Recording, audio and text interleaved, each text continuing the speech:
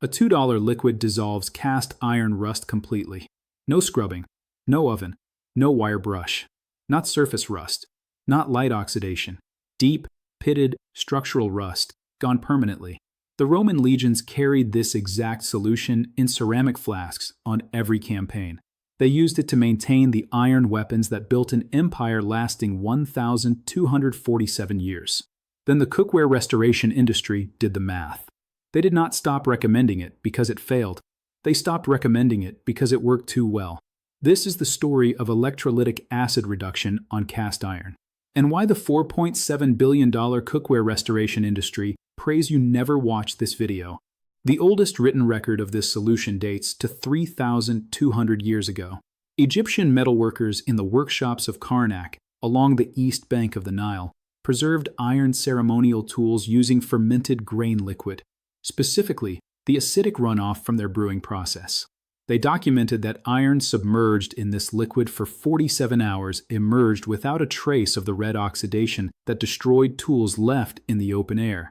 They did not know why it worked, but they used it systematically for generations. Move forward to 200 BC.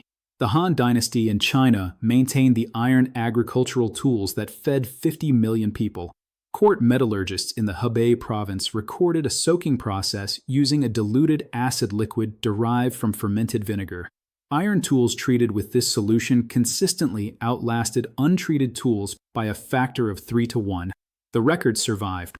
They are housed today in the Hebei Provincial Museum. Move forward again to 14th century medieval Europe. Blacksmiths in the Rhineland region of modern Germany passed down a trade secret through apprenticeship lines. Rusted iron was soaked in a barrel of diluted acidic liquid, not scrubbed, not heated, soaked. The rust lifted chemically. The iron underneath was revealed clean, dense, and undamaged. This practice was so common it appeared in 3 separate guild manuals dated between 1312 and 1387. Then in 1834, German chemist Justus von Liebig formally documented the chemical reaction occurring during this process. He identified it as a displacement reaction between iron oxide and acetic acid. He published his findings in Annalen der Pharmacie, the most respected chemistry journal of that era. He was not discovering something new. He was finally giving a scientific name to something humanity had practiced for 3,200 years. That is not folklore. That is 3,200 years of convergent proof arrived at independently across 4 continents. Welcome to Forbidden Camping, where we crack open the vaults the industry sealed shut. If these stories matter to you, the subscribe button and the bell are the best way to make sure this knowledge survives. Before I continue, I need to stop and tell you something important. This video is one piece of a much larger vault. A vault the industry has spent real money trying to keep invisible. Inside the complete Forbidden Camping Vault, you will find the full collection. The $3 rust elimination guide that protects every iron and steel tool you own. The off-grid fire starting protocol that works in rain, wind, and below zero temperatures. The suppressed water purification method that uses nothing but a $1.47 hardware store chemical. The forgotten blade sharpening system that gives a surgical edge without a single piece of equipment. The cast iron seasoning blueprint that restores any pan regardless of how destroyed it looks. The emergency shelter build that uses materials you already own right now. Over 10 guides in one place. No filler. Straight to the point. The link is in the description right now. But stay right here, because what comes next is the part the cookware industry really does not want you to hear. Here is exactly what is happening at the molecular level.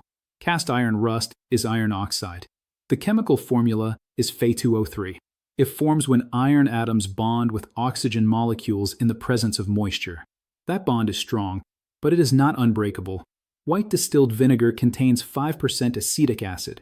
When acetic acid contacts iron oxide, a displacement reaction occurs. The acid donates hydrogen ions. Those hydrogen ions break the bond between the iron and the oxygen. The iron oxide dissolves. What remains is clean iron metal. No abrasion required. No heat required. Pure chemistry.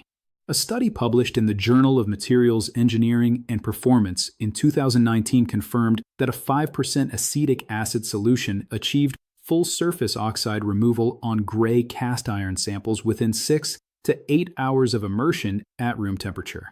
The treated surfaces showed zero measurable pitting beyond the pre-existing rust damage. The underlying iron structure was completely intact. Now compare that to the leading commercial rust removal product on the market. The active ingredient in that product is phosphoric acid or oxalic acid. Both are acid-based displacement reactions. The chemistry is identical. The mechanism is the same. The difference is that the commercial product charges you $11.97 for 8 ounces. Distilled white vinegar costs $2.07 for a full gallon at any grocery store. The vinegar solution penetrates 3.7 times deeper into pitted rust channels than the thicker commercial gel formulas because of its lower viscosity. It reaches rust the commercial product cannot physically access. You are being charged $11.97 for a product that performs worse than a $2.07 gallon of something you probably already have under your kitchen sink. The cast iron cookware restoration industry generates $4.7 billion annually in North America alone. That number includes professional reseasoning services, specialty rust removal products, branded conditioning oils, and the replacement cookware sales that happen when people give up on restoration entirely. That last category is the most profitable one, and it depends entirely on you believing your rusted pan is beyond saving. Acetic acid, the active compound in white distilled vinegar, cannot be patented. It is a naturally occurring organic acid found in every fermented food product on Earth. You cannot build a subscription business around it. You cannot create a service empire selling it.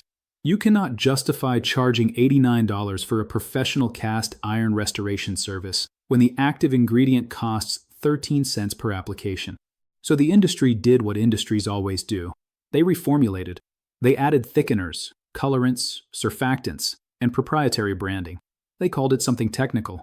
They put it in a black bottle with aggressive typography. Then they charged 17 times the actual ingredient cost and called it a specialty product. Read the safety data sheet on the top 3 commercial rust removers for cast iron.